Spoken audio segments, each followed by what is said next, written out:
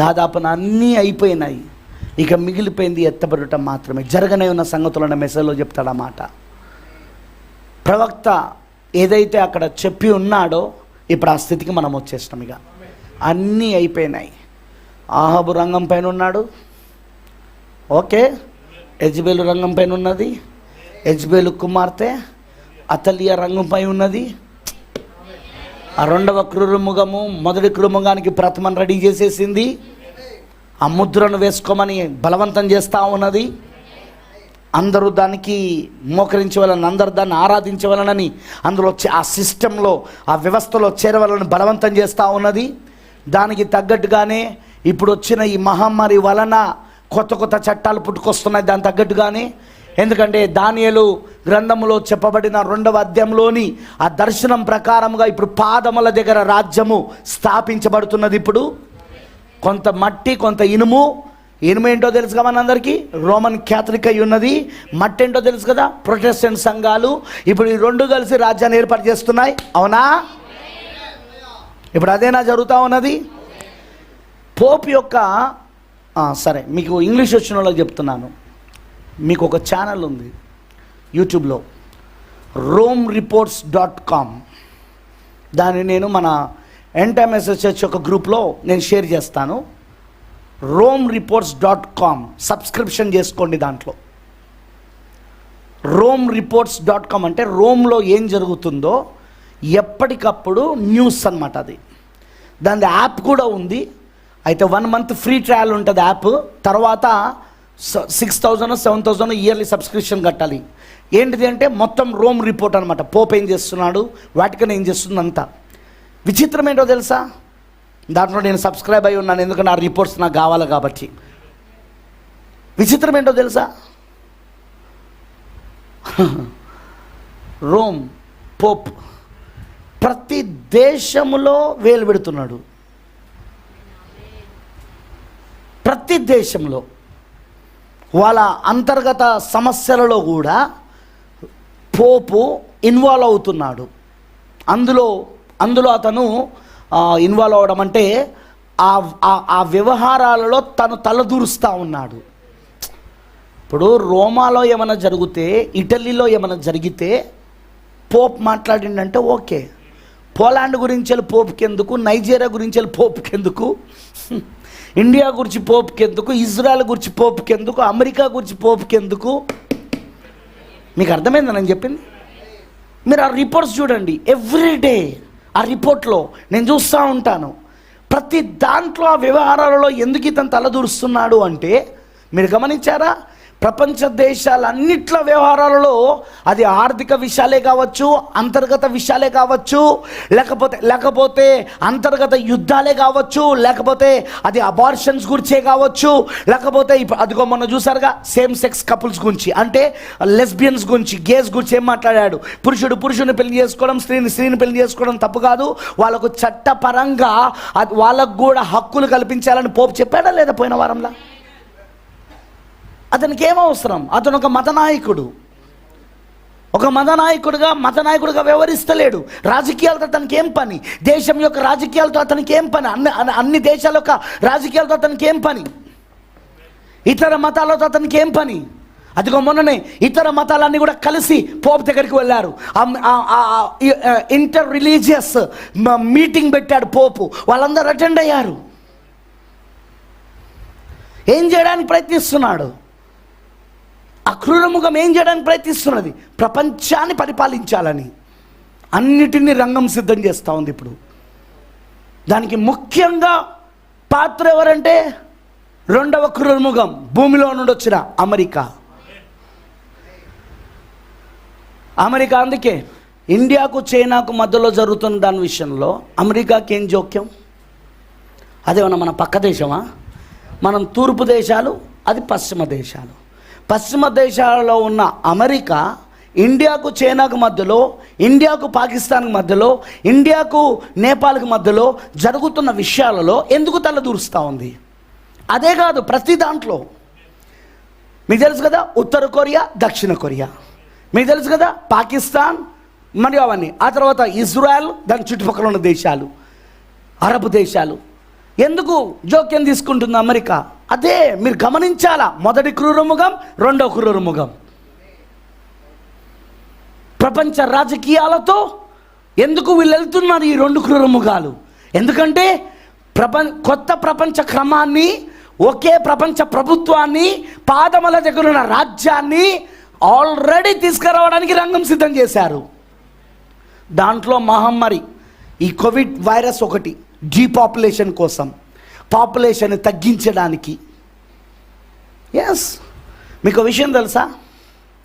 వీళ్ళ ప్లానింగ్స్ ఎలా ఉంటాయంటే, మనము ఏదైనా ప్లాన్ చేస్తే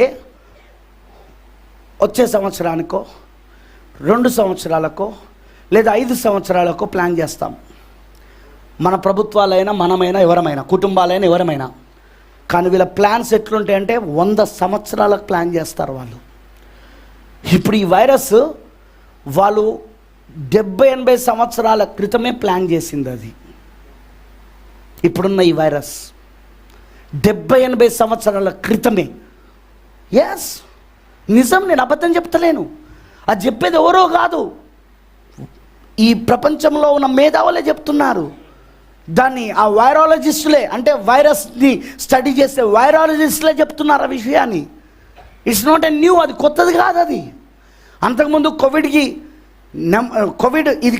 2, ఇది కోవిడ్ 1 వచ్చిందని మీకు తెలుసా? ఆల్రెడీ కోవిడ్ 1 వైరస్ వచ్చిందని మీకు తెలుసా? ఇది కోవిడ్ 2, ఇది రెండవది. ఇది పీపుల్ డోంట్ నో, ప్రజలకు తెలియదు అది.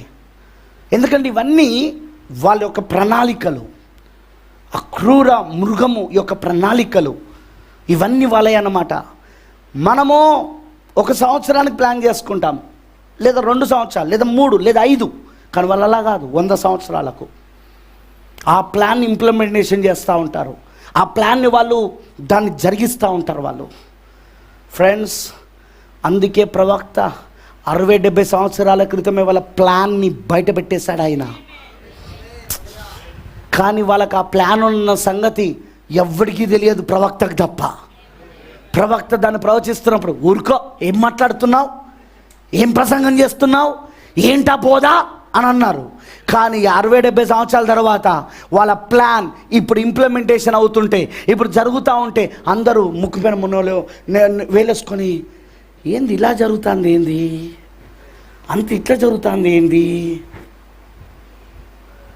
దేవుడు ఏం చేస్తాడు తెలుసా? 7 ముద్రలు తెరుచుడు ద్వారా సాతానుడు వాని పన్నాగాలు, వాని కుట్రలు, వాని ప్రణాళికలు, వాని యొక్క కుయుక్తులు, వాని మోసాలన్నీ కూడా బట్టబయలు చేశాడు.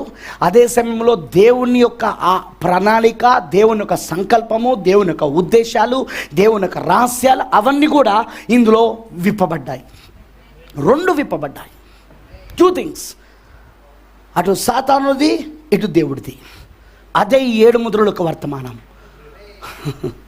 అదే 7 ముద్రల యొక్క వర్తమానం. వింటున్నారా అని చెప్పింది? 7 ముద్రల యొక్క వర్తమానం ఈ రెండింటిని తెరిచి మన ముందు పెట్టింది ఈ రోజున.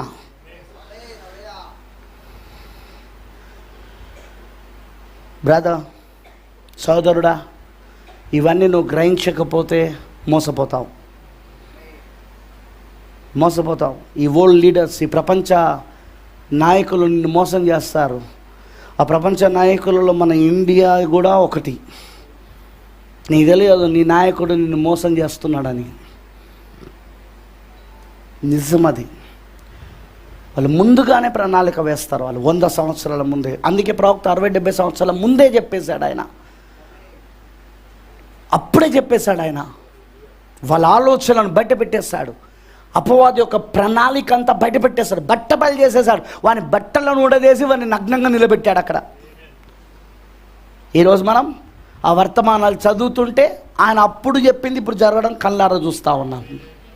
ఆయన అప్పుడు చెప్పినవి ఇప్పుడు జరగడం చూస్తూ ఉన్నాం. మనం ఎప్పుడు చదువుతా ఉన్నాం? మనం 60-70 సంవత్సరాల తర్వాత. 60-70 సంవత్సరాల తర్వాత ఆయన చెప్పినవి ఇప్పుడు జరగడం మనం చూస్తూ ఉన్నాం. నీకు అర్థమైందని చెప్పింది? ఎందుకంటే 1960 నుండి మొదలైంది అనమాట రెవల్యూషన్ ఓపెనింగ్. ప్రకటన ఎక్కడ తెరబడిందంటే 1960 నుండి. తెలుసా మీకు ఆ విషయం? చాలాసార్లు చెప్పాను కదా. జాన్ ఎఫ్ కెనడీ ఎప్పుడైతే అమెరికాకు అధ్యక్షుడు అయ్యాడో అప్పుడు రెవల్యూషన్ మొదలైంది ప్రవక్తకు. ఎందుకంటే ఆయన ఏలియా కాబట్టి. శత్రువు యొక్క ప్రణాళికలని బయటపెట్టడం మొదలుపెట్టాడు. అతలియా ఎవరో చెప్పడం మొదలుపెట్టాడు. ప్రొటెస్టెంట్ సంఘాలు అతలియా వీళ్ళు మళ్ళీ తల్లితో కలుస్తారని చెప్పాడు. ఎవరు? యెజబెలుతో. అతలియా కూడా యెజబెలు అతలియా వెనకాల ఉండి నడిపిస్తుంది అన్నాడు. జరుగుతుందా లేదా? ఇప్పుడు అన్నీ జరుగుతున్నాయి. దేవుడు మనకు కృప చూపును గాక. ఈ విషయాలను దేవుడు మనకి ఇంకా బయలుపరచును గాక. ఇక్కడ దాకా అందరికీ అర్థమైందిగా నేను చెప్పింది? బ్రదర్, సిస్టర్, మన ప్రవక్త ఒక 7వ తరగతి కూడా పాస్ కానివాడు, కానీ ప్రపంచాన్ని 7 సార్లు చుట్టాడు. దేవుడు అలా వాడుకోకపోతే 7 సార్లు తిరగడం అసాధ్యమైన పని అది. ఆమేన్, హల్లెలూయా. ఆయనకి ఎలా తెలిసి విషయాలంటే ఆయన ప్రవక్త కాబట్టి. దానికి చదువుతో సంబంధం లేదు, దానికి థియాలజీతో సంబంధం లేదు. హల్లెలూయా. ఆయన ప్రవక్త కాబట్టే దేవుడు ఇవన్నీ బయలుపరుచుకుంటూ వచ్చాడు. ఆయన గురించిన ప్రవచనములలో మర్మమంతా సమాప్తం కావాలనే ప్రవచనం ఉంది కాబట్టి ఈ మర్మమంతా ఆయన పరిచయలో సమాప్తం అయిపోయింది. అందుకే మొత్తము ప్రణాళిక, దేవుని ప్రణాళిక, అటు సాతాను ప్రణాళిక అంతా దేవుడు బట్టబయలు చేసేసాడు. అందులో నువ్వెవరివి, నీ స్థానం ఏంటి, నువ్వెలా మోసపోకుండా ఉండాలి, ఎలా దేవుని చిత్తాన్ని జరిగించాలి, ఎలా దేవుని ఉద్దేశాన్ని నెరవేర్పు చేయాలి, అదంతా నువ్వు తెలుసుకొని ముందుకెళ్ళాను. నువ్వు ఇంత తెలిసినాక కూడా నువ్వు మోసపోతే చేసేది ఏం లేదు. ఇక ఇంత తెలిసినాక కూడా నువ్వు మూర్ఖుడిలాగా మూర్ఖురాల్లాగా ఆలోచిస్తే చేసేది ఏం లేదు ఇక. ఎందుకంటే దేవుడిదంతా మనకు బయలుపరిచింది నువ్వెవరువో తెలుసుకోవడానికి, ఆ ప్రణాళికలో నువ్వు ఏ స్థానంలో ఉన్నావో తెలుసుకోవడానికి, నీ స్థితి ఏంటో తెలుసుకోవడానికి, నీ పైన ఏ అభిషేకం పనిచేస్తుంది, ఏ అభిషేకం నీకు కావాలి, ఏ స్థానం నువ్వు కలిగి ఉండాలి, ఎలా నువ్వు వెళ్ళాలని తెలుసుకోవడానికే దేవుడు నీకు ఇవన్నీ బయలుపరుస్తా ఉన్నది. కానీ కొందరు ఉంటారు, వింటారు కానీ దానికి లోబడరు, వింటారు కానీ దాన్ని లోబడరు. వాళ్ళకి అస్సలు వాళ్ళు మోసపోతారు. వాళ్ళు తెలిసే మోసపోతూ ఉంటారు వాళ్ళు. దానికి కూడా మనం ఏం చేసేది లేదు. ప్రేమైన దేవుని పిల్లలారా, వాక్యము చెప్పినట్లుగా